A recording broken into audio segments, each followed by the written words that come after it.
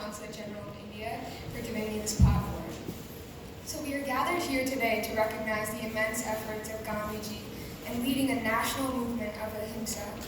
His work not only impacted Indians, but also the lives of millions across the globe. A global movement started by just one person had the power to touch many individuals, yet his vision for a world free of violence has not been achieved.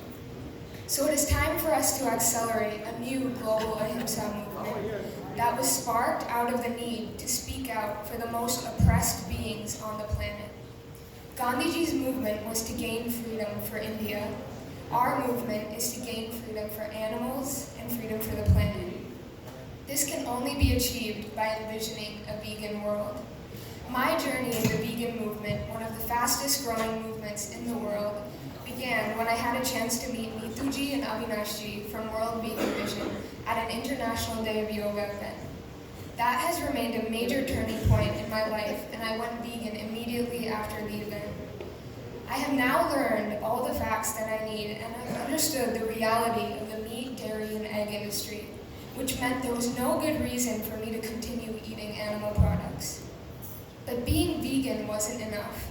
After hearing about the atrocities that go on in such industries, I knew that I had to speak out about it. After all, the concept of veganism was created to end all forms of animal exploitation as far as practically possible. So I began my journey as an animal rights activist a month after I went vegan and have continued to this day. I have spoken about the impact of animal agriculture on our environment and how it is one of the leading causes of climate change at the United Nations. My project, Kicks for Climate Action, a campaign to raise awareness about climate change through sports in India, was also selected by the United Nations as a Peace Day project. Recently, with the help of World Vegan Vision, my school has started the very first vegan club, and I will continue to work with them to implement clubs in other schools across the nation.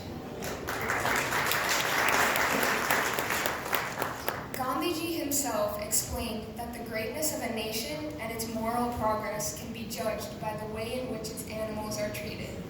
So now it is up to us to make the connection with the billions of animals that suffer on the daily in the animal agriculture industry, to stop the unnecessary exploitation of sentient beings, as well as for the welfare of humanity